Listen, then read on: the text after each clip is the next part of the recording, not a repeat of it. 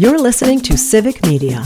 You can tune into any of our live shows on any radio station across the state with the Civic Media app. Find us in your phone's app store and listen anytime, anywhere.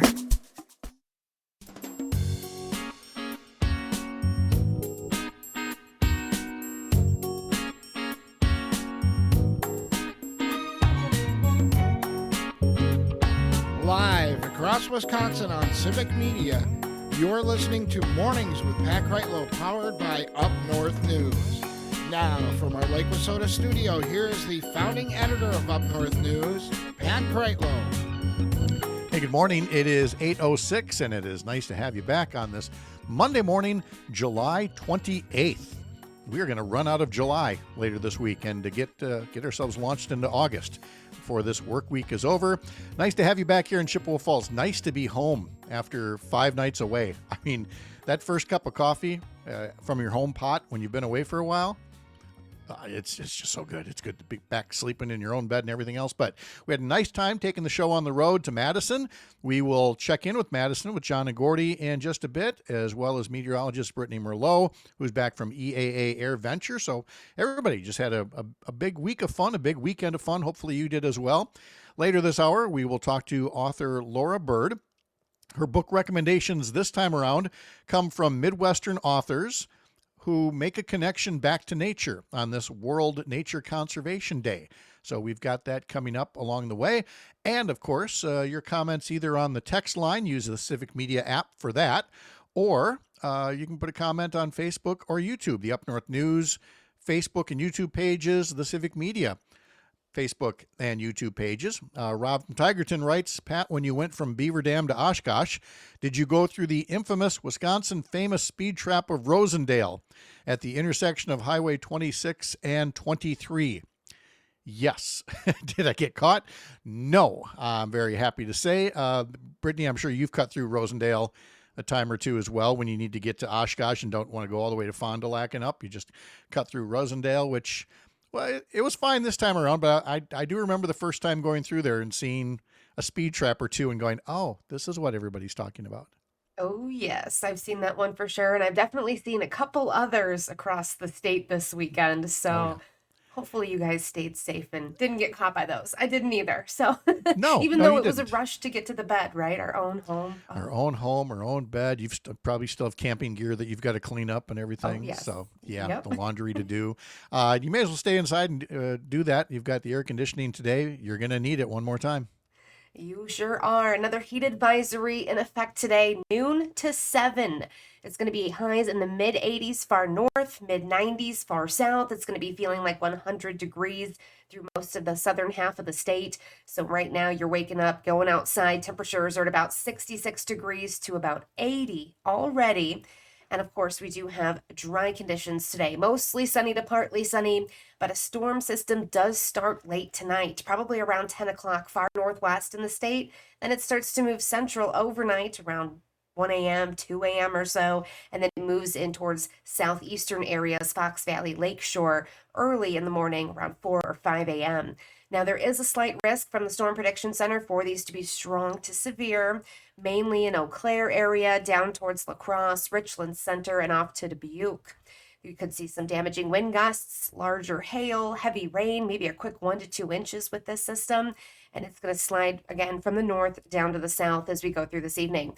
After that, we start to cool down a little bit. Now, tomorrow, it still hangs on to a little bit of heat, mid-70s north, mid-80s south. Few storms could pop up in the afternoon, but then a high-pressure system moves in. Wednesday, we cool down, upper 70s across the state, and that holds for the rest of the week. So we've only got today of high heat, sweating again, a little cooler tomorrow, and then relief. Relief is going to feel really nice. But like I said at the top of the show, it's not 10 below. No. If you're going to give me 90 plus or, below 0, I'm going to go above 90. That's going to be the answer every single time, because we don't get many of these. And, you get some of those below 0 stretches by the time you get to the end of the week. I mean, you're going crazy if you're not a winter sports person. Frankly, even if you are a winter sports person. True. It's just too much, too long. Exactly. This will do just fine. Brittany, thank you so much. Have a great day. You too. All right. Reminder, you can sign up for our newsletter, upnorthnewswi.com, including my Sunday morning newsletter, where I ask your feelings on cryptocurrency. We had a couple of state legislators on last week while I was doing the shows from Madison and hearing all about cryptocurrency and the need for consumer protections on there, guardrails to protect not just individuals, but small businesses and the economy at large. And so you can answer that question by being a subscriber to our Sunday morning newsletter. Sign up at upnorthnewswi.com. Let's bring in John and Gordy from our Civic Media station in Madison. You can hear them 6 to 8 in the morning when you're down there. And just after 8 on Mondays, they join us up here from Madison Studio A1. Guys, how are you? Good morning, Pat. We Good suffered to see you. through a really hot weekend here. Uh-huh. Yeah. Mhm. But you got to have a little bit of fun on there. We did. We'll talk We have about we have a huge festival here just this time of the year every year, and it's called Atwood Fest, and it's like our own summer fest. It has so many groups down there, so many stages, and a lot of people, a lot of great eclectic food. It is a fantastic place to go. I mean, keep it in mind for next year, if you're in another part of the state, this would be a place to go to see a lot of local bands, regional bands. It's a fantastic get together. 30 bands Saturday and Sunday, 3 stages, and lots of different food options. Yeah. Really a fun time. It was just really hot the whole weekend. Well, that didn't stop the crowds, though. No, It at was any time. I mean, big you crowd. said they've been doing this for 23 years now, so I'm sure they've seen everything from really hot to rainy and stormy and everything Mhm. in between. But I'm not familiar with all the various Madison celebrations. I mean, you think of Milwaukee and you've got Summerfest and the Wisconsin State Fair and then, the whole German Fest and all those kinds of things. So you got the big one, Summerfest, and then the others that kind of follow. Where does Atwood Fest rank in terms of the one that I'm most familiar with for Madison, and that would be Bratfest? Well, Bratfest is bigger. Yeah, it's Okay. it's huge. That would be the premier event to attend. Yeah, that's the biggest. But really, I think Atwood Fest, as the word gets out, as more people attend this and find out about it on Civic Media, I think that maybe people should start planning to make it down here at this time of the year, each and every summer. It's a fantastic event. You won't regret it. Same like general period, same week every summer? Yeah, Yes. pretty much about Yeah. the same time. Yeah, in July. last weekend in July. Yep. Of course, the regular things. This coming Wednesday is the last concerts on the square. They do 6 of them every summer, Mhm. and that's always a big deal on the square. If trying to think of you some of the like other- sitting on a lawn out by the Capitol, drinking blanket. wine and acting Well, that- elitist. That that's takes me fine, to my trip to Madison last week, which I like Madison, but it's Yeah. got its things, and one of the Mhm. things that I don't miss is traffic. And I happen to be coming into downtown Madison just as everybody was coming in for concerts on the square, and I okay. guess they were doing Pink Tough time. Floyd's Dark Side of the Moon Right. last week. So you had a big turnout there, and then almost next door is the theater there, the Overture, right? the Overture, yes. Where they were doing Wicked. Yes. That drew a bit of a crowd. Then there's a parking ramp right near both of those venues that I was trying to get into simply to get into the radio station there, right where Right. you guys are. It's right behind you guys through that door. Good luck. I can see it right there. I can see it as I'm in the line of people going to the ramp for one thing or the other, and I'm realizing I'm going to be in this line for maybe an hour as people try to figure out how to work a parking ramp. right. Right. It was just a popular weekend to be there. Well, And of course- they take cash or something like that. I think it's an Well, event. that was the other thing. It was a So they have special event, so $10 it was event. like $10 or something. And $10. I get to the ramp and I'm like, I'm just working right there at the radio station. Sorry, pal, $10 for everybody. Like, exactly. Yeah, great. that's it. Okay. Yeah. So I did that. And that was only after negotiating the Belt Line, which is the highway that runs along the southern side of Madison, which I asked rhetorically last week, but I'll ask a couple of locals Okay. here. Yes. Is the Beltline your Golden Gate Bridge? When they paint it, they paint the whole thing, and by the time they get to the end, they got to start all over again. Is it that way too with the construction? They would just work their way down and then start all over again? It's really almost hard to imagine why they have to keep doing this each and every year. I don't know what they're doing anymore, And they could have put in a north belt line if they wanted to, but they decided not to do that either. Don't get started on that. Oh, Catherine Lake is joining us here. There's the disembodied voice of Catherine Lake, who program director. We've got a camera over there. By the way, there. Catherine worked for how many years at WGN Radio in Chicago? So for her to be belly aching about Madison traffic. I'm not. I'm sitting here listening to you bellyache. I'm telling you, that's nothing. No, my Chicago, belly aching. 22 years of Chicago traffic. That's my belly aching about Chippewa Falls traffic is I'm behind a hay wagon or a Buick.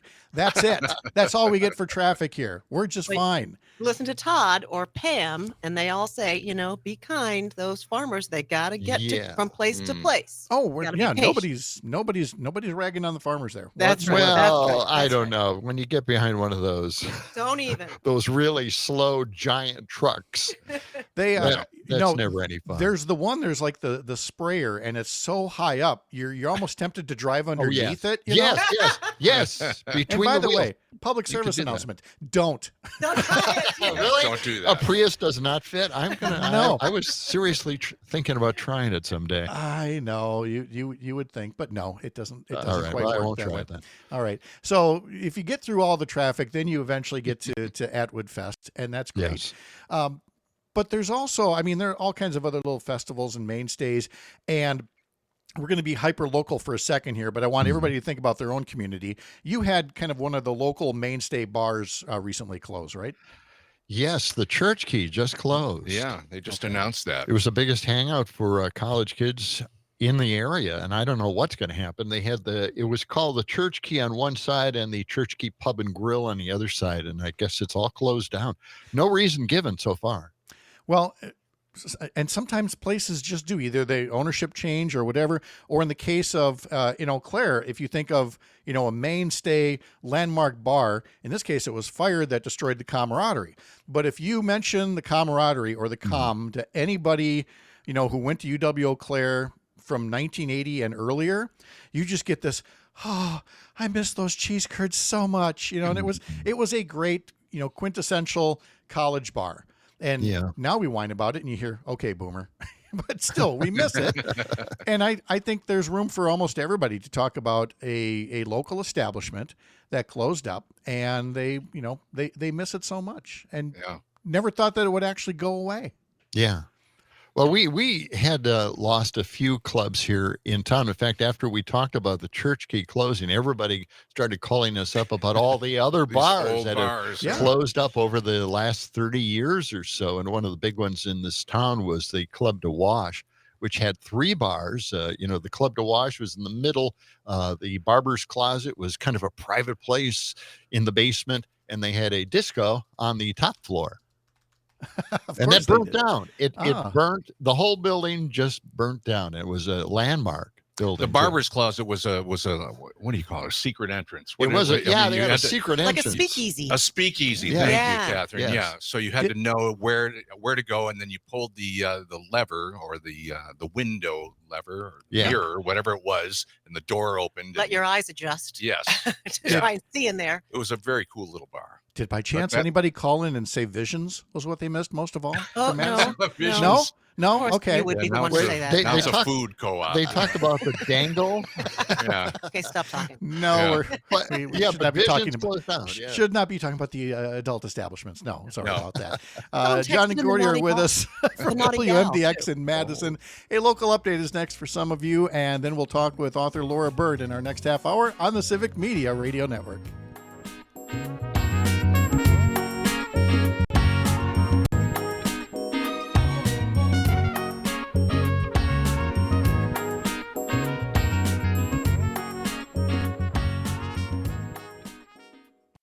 You're listening to Civic Media. Stay up to date on the latest news and information for your local community and Wisconsin by signing up for our free email newsletter. Visit civicmedia.us/email to get started.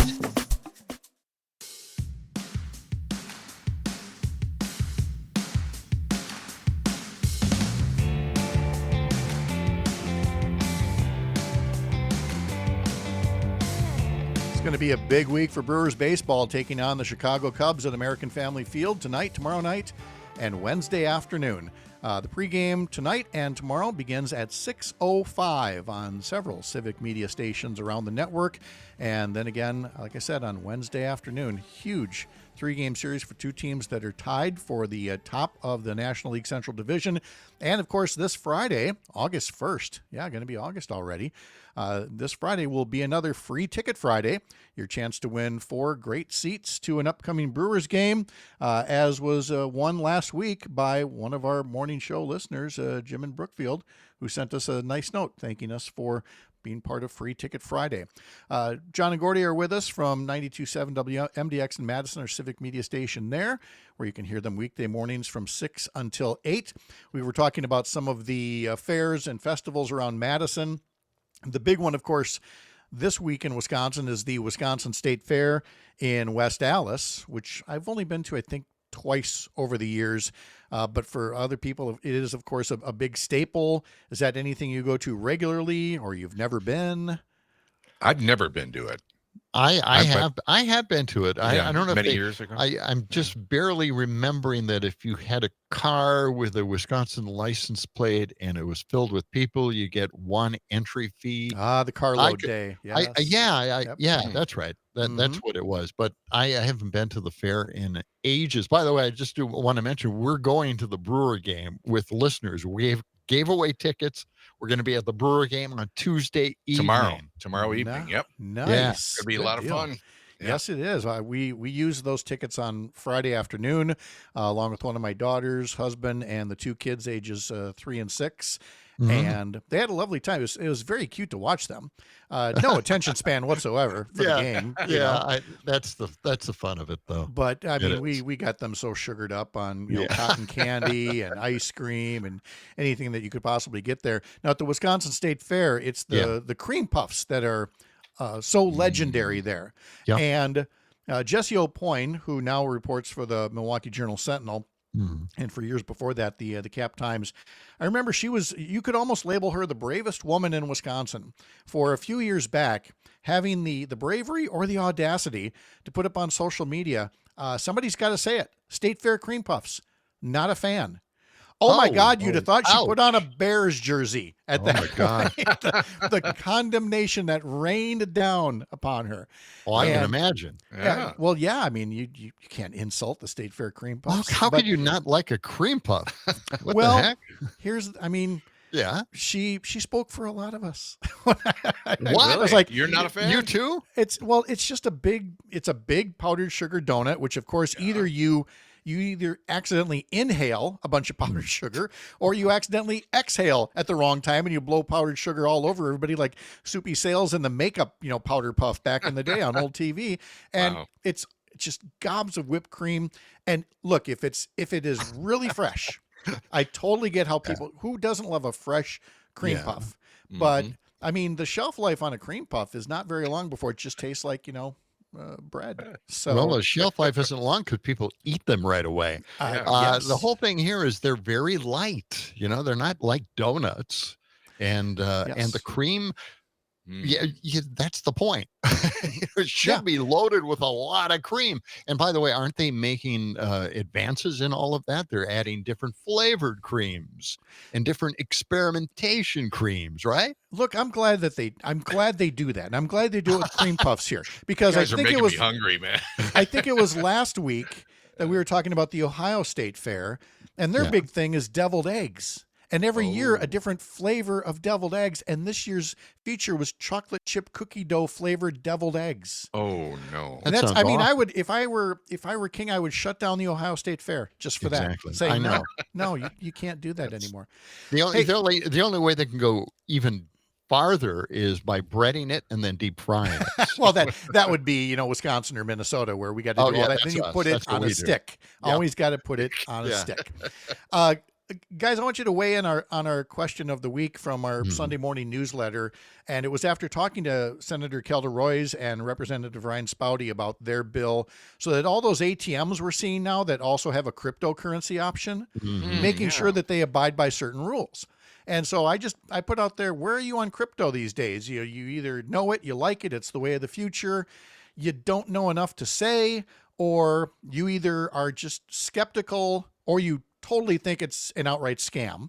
And I'm sure we'll get answers all across out of it. I'm putting myself in the, I don't know nearly enough about it yet, but I'm inclined to think there's not, I'd be closer to scam than the way of the future. Yeah. But I'm trying to keep an open mind. Where do you guys come down on crypto these days? Yeah. I don't know much about it, but I do think it is the way of the future. But it may be too early to tell, when that wave will actually take over from taking cash with you everywhere you go, or credit cards. What do they have? Cash coin, or I can't remember. It's a more stable Bitcoin exchange. Stable coin is stable coin. That's stable coin. Yes, where it's pegged to the value of the dollar. Well, then, okay, again, it's pegged to something that is backed by a reserve currency, I guess you call it. Maybe it shouldn't be, though. Why are we putting our bucks, our dollars behind crypto? That's one of my questions. Skepticism I have. Yes.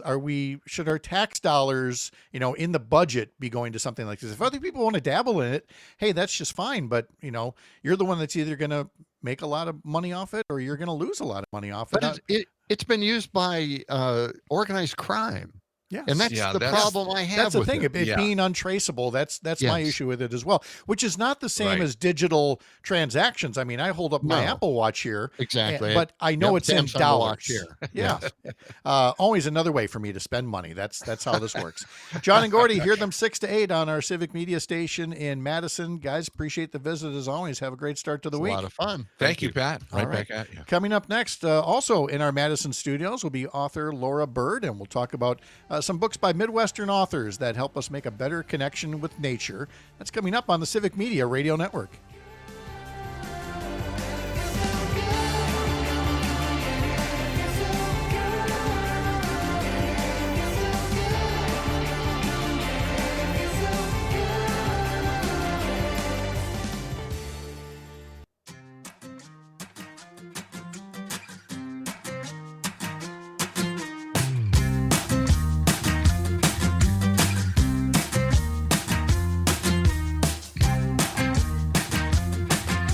Tomorrow on the program, Hans Breitenmoser and Sheila Everhart will be here. Sheila from the Wisconsin Agricultural Tourism Association. We'll also talk to Dan Schaefer from the Recombobulation area about the latest in Wisconsin political news. I think I know what we're going to be talking about. Dan Hagen will be along from WJFW TV, Newswatch 12 in Rhinelander. Oh no, strike that. Breaking news. Dan Hagen is on vacation this week. That's right. We'll talk to Dan. Yes, I see. Everybody gets a chance. Everybody gets to get away. Chad Holmes will be along, and we'll have our Way Up North segment as well. But right now, it's time to talk once again with Laura Bird, author who is going to be telling us all from our Madison studio, by the way, about her latest book recommendations and with a particular theme this time around. Laura, good morning. Thanks for being here. Thanks for having me. Yeah, good to see you there in Madison. Big old stack of books in front of you. Oh, yes. With a theme on this World Nature Conservation Day. Yes. About nature, getting back to nature and appreciating what we have, especially from the standpoint of Wisconsin and Midwest authors. That's an interesting theme you came up with. I would not have picked that for a genre, but clearly there are things that stick out with you about that. Oh my gosh, I have so much to share, actually. So it's summertime here in Wisconsin. We all know this. It's sticky and it's humid and hot. But I'm sure that many of your listeners are getting outside to enjoy all that Wisconsin has to offer. At least I hope your listeners are. You know, the lakes, parks, hiking trails, there's so much to do. So today I want to chat about books that celebrate and promote a connection to nature. So not only are these stories fun and engaging, but I think that when we read about the earth, it increases our awareness of it and our reverence for it. So these are important stories, I think. So if you're a lover of the outdoors, these are for you. And I'm going to cover some different genres here and different ages. So there's something for everyone. And yes, they are all written by Wisconsinites with one exception. There's a couple from Minneapolis. So they'll all feel really familiar and relevant to listeners. So I'm just really excited to dig in. You want to start with the fiction category? Yes, I love fiction. So I've come today with two novels, and they're both by Andrew J. Graff. And Andy is one of my favorite novelists from Wisconsin. He grew up in the Northwoods, and now he lives in Ohio, where he teaches at Wittenberg University. He's a huge outdoor person. So he is the author of 2 novels, Raft of Stars, and most recently, True North. And you need to add these books to your list if you love rivers, water, rafting. I should say that I've only been rafting like once or twice, and that did not stop me from loving these books. So they both take place in the Northwoods, and they're exhilarating with fleshed out characters, and the plots are set almost exclusively outdoors in summertime. So you say they're adventure stories. Yes. Is there anything else you can tell us that would get us into the plots? Oh, yeah. I mean, are these whodunits or? Well, not really. The Raft of Stars, his first one, is about 2 young boys who believe that they've accidentally killed someone. And that sounds terrible, but it's a great story. They flee to the river where they try to out-raft the adults that are pursuing them. And there are a lot of white-knuckle moments in this book. It's really great. And then True North is about a family from the Chicago area that comes to the Northwoods because they've just purchased a rafting company, which is failing, and their marriage is also failing. So they have a lot of layers to work through in this book. But Andrew J. Graff writes so beautifully about how humans and nature intersect, and his stories, I guarantee, will make you want to be outside on the water. I will say that from a marriage encounter standpoint, my wife and I determined years ago that canoeing should not be part of it because there needs to be a level of communication and coordination that appears to be lacking when we get into a canoe. For other people, it works for them. And maybe I need to read some of these books to find out more. There you go. Take us into the nonfiction category. Nonfiction. Oh, this is such a great one. Sea of Grass. The Conquest, Ruin, and Redemption of Nature on the American Prairie by Dave Haig and Josephine Marcotti. So this is the couple that's from Minneapolis. They're veteran journalists, and they celebrate in this book our relationship with the North American prairie, which I'm learning is known as an ecological marvel because there's so many creatures that live on it: bison, elk, prairie dogs, bald eagles. And I'm also learning that the grasslands are one of the richest ecosystems on Earth. I had no idea. But the constant expansion of agriculture threatens what remains. So these very knowledgeable authors talk us through the opportunities and very difficult decisions facing agricultural and indigenous communities today. All right. Where are we going next? Let's go to the Driftless next. I love the Driftless. Shelter and Storm, At Home in the Driftless by Tamara Dean. This is a collection of essays, and if you don't know, the Driftless is an area that kind of starts just west of Madison, and it's roughly 8,500 square miles, and it was bypassed by the glaciers. And in fact, author Tamara Dean calls it the place glaciers forgot. So in these essays, she writes about this stunning area and the home that she makes with her partner, David. She learns to garden, plant a prairie, monitor the water quality. She gets outside and does a bunch of really neat things. And she writes engagingly about geology, geography, critters, and plants. And most of all, she invites us to step outside and be amazed by what we find. Okay. It's a really good book. Good. Let's see. We're going to do stories of insects. Let's do stories of insects. Where the Grass Still Sings. Stories of Insects and Interconnection by Heather Swan, who actually lives here in Madison. So sometimes I'm lucky enough to run into her. This book is perfect for people who love art because she incorporates art, science, narrative, and verse in this gorgeous book. Like, this is one of those books you want on your coffee table. It would make a beautiful gift for people who love the outdoors and art. She celebrates bugs and insects, and she also celebrates the people who are on the front lines of the fight to save them. So this book rekindles hope and wonder, and again, I think it would make a beautiful gift. It's like a breath of fresh air. Okay. So now we move to things that are how you listed them as practical and engaging guides. Yes. To maximize your exposure to nature. Tell us more about that. Okay. The first one I have is this hybrid book, and it's so cool. I'm really excited to talk about it. It's part memoir, part guidebook. It's called Time, Beauty, and Grief, A Hike Through Wisconsin's 50 State Parks by Betsy Corbiner. I hope I'm pronouncing her last name right. This book really resonates with me because I have a goal of hiking all of Wisconsin state parks, and I'm about halfway there. But in this book, Betsy turns 65, and she sets this goal of hiking all the parks, and she does it. And the book is in order of the parks as she hikes them. So it's not organized by region or features. But throughout sort of her summaries of each hike she takes, she brings in her experiences of human aging, and she talks about relationships, and she talks about loss.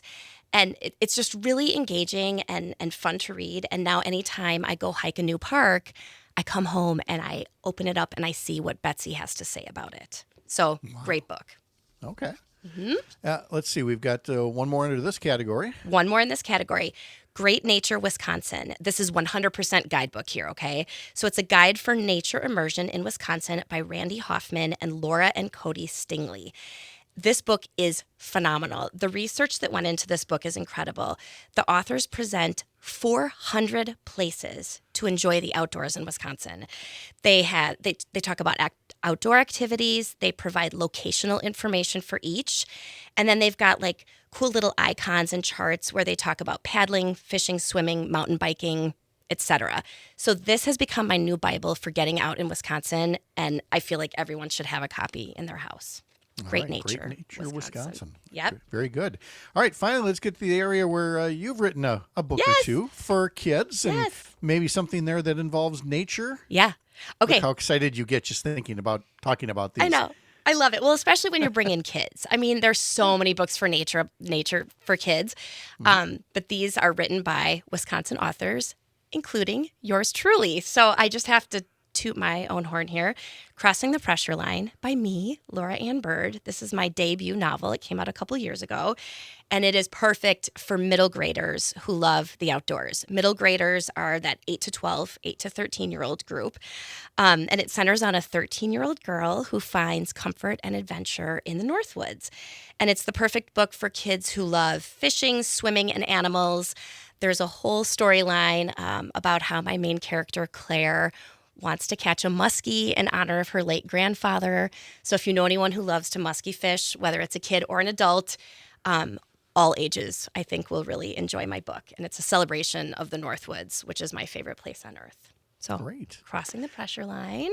Okay. And last but not least, a picture book. So this book is for the littles, right? Kids who love to sit in your lap and be read to. It's called The Wild Island, An Adventure at Isle Royale National Park by Tracy Philippi and illustrated by Susan Majeski. And this is Tracy's debut novel. She lives here in Madison. And it's her love letter to the national park that's located closest to us in Wisconsin. And of course, that's Isle Royale in Lake Superior. And she makes me want to go to this park now. It's on my bucket list. There are great illustrations in it. It's really engaging, and it gets kids excited to be outside in nature. So again, The Wild Island by Tracy Philippi. Yeah, but let's get back to the one before that, because that's what we should have listed last year, so we can spend a little bit more time on that and how people can go about getting it. Oh, how they can go about getting it. Yeah. I highly suggest going to your local independent bookstore. Above all, I'm always talking about that. If you don't live close to a local bookstore, go to bookshop.org. And you can order it there, and they will send it to you. And you can even earmark what bookstore you want to receive part of the proceeds of the sale. So it's a great way to shop local, even if you don't actually have a local bookshop. Also, you can find it at public libraries. And if your public library doesn't have it, you can request it, and they will get it for you. And I, of course, was not aware of this until you started appearing on the show, and now I have an account at bookshop.org. Yeah. It benefits a small bookstore in Menominee that I've never been to, but I know that at least some of what I'm doing, it's like shopping locally. It is. And it's a great way to be able to browse around and also take in some of these recommendations, which, by the way, we will put in the show notes after the show. So if you head to civicmedia.us and shows, and you click on this hour's link, you'll be able to see all of these titles and authors that you're recommending. So along with, these latest recommendations, Laura, are you yourself getting back to nature? You talked about hiking in all the state parks. Do you know where you're going next? Yes. Well, I don't have any trips planned anytime soon. I was just at one of the Ice Age trail segments yesterday, the one down by Paoli. I've hiked there many times before, and it's a really beautiful place. My favorite place to get out is Governor Dodge State Park and Blue Mountains State Park. From Madison, they're only about a half-hour drive, 45-minute drive. So I get out there regularly, and my goal is to hit all the trails at each of those parks. See, the Ice Age Trail is like a bucket list thing for me. It's just right out here. Although it's big, it's very expansive. It'd be tough to walk the whole thing. But I want to find out where some of the most, I want to start high, the most picturesque segments, and really get a feel for them and walk some of that and get out of the house. Yeah. But if you can't get out of the house, or if you can only get as far as the hammock, now you've got some book recommendations. Exactly. From Laura Ann Bird to help you feel like you're getting back to nature. Laura, so good to see you as always. Thanks. Thank you for coming in this morning. Great to be here. All right. Great to see you, and we'll see you next time around here. Coming up next will be a local break for some of you, and if that's the case, then I will see you tomorrow morning, 6 a.m.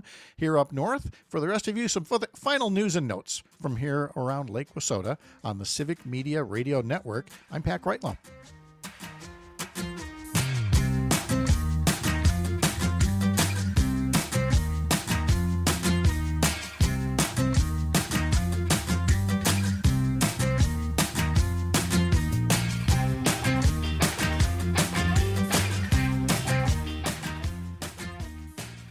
You're listening to Civic Media.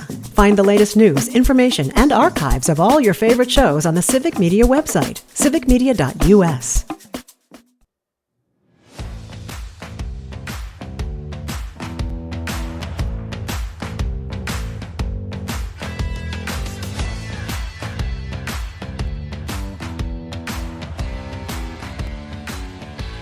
Parker, before we bring Jane Matenaer in, I just want you to know I did take a look at the video you sent me of beer being zip-lined in at Mallard's games. Yeah. Has anybody figured out the design flaw in this thing yet? What? That it is shaking the beer violently as it's rolling down the zip line? I mean, how many people have gotten... I haven't seen anyone get sprayed a face full of beer. Okay, well... It's the novelty, Pat. It's part of the experience. A part of the experience Yeah. is the beer exploding as you open it. Like going to a Gallagher show. Yeah. You expect to get hit by watermelon. Yes. It's just going to happen. The Sledge-O-Matic does what the Sledge-O-Matic does. Exactly. Same with ziplining in a beer. So, all right, well, now we've let people know if they go to a Mallard's game, you can have your beer ziplined to you, and buyer beware. Yeah. Jane, how are you? How was your weekend? The weekend was great. It was quiet. It was too hot. I'm one of those people in Wisconsin. It's like, Ugh. This is, ugh. I know you had, because I always listen to you when I'm coming into the station in the morning. And I believe it was Cassandra or someone on the live stream who said, I'll take the hot weather over the cold. I'm the complete opposite. Oh, you're not alone. Here's Bring Tony 20 up in Ashland. Your answer is wrong. Give me minus 10 every time over 90. Yes. There you go. See, I'm exactly the same. I can always put more clothes on, which most of the public agrees with. So I think that's a win for me. You can only lose so many layers. Yes. For everyone, yes. Yep. This is not my kind of summer. Tony also noted from our last segment, two books that really made him appreciate nature. Of course, there's Sand County Almanac that we talked about before, and On Trails. And On Trails ties in paths in the woods to neural pathways, a connection I never saw coming. Oh, that's interesting. So there you go, little back to nature. Like that. Do you have a favorite place to get away? Because I mean, you're in Milwaukee, so the Milwaukee area. So when you've got to get away to nature, where do you like to go? I love to go to Bayfield. Mm-hmm. That is one of my favorite places on earth. I just, and actually, since Todd and I and Greg took our road trip a couple of weeks ago to Butternut area and Hayward area, we are so blessed in Wisconsin to have such beautiful backyards. Oh, yes. And it's everywhere you go. I don't care what part of the state you're in. There's always something that makes me go, wow, that is really amazing. And it's in Wisconsin. Yes. Oh, my gosh. We have one of the best backyards in the country. We do. We got bluffs. We have dunes. We have water. We have trees. We have hills. It's just, it's so, and I don't know, anywhere in the state is a great getaway, I think. It really, well, as you learned with your recent trek around the state with Mr. Alba, there are so many good places to go. People were so nice, Pat. They were just the loveliest people. I will say, the last night that we spent in Butternut at Lena's Resort, which is a fabulous resort, they have the most aggressive mosquitoes I have ever run into, and they're really little.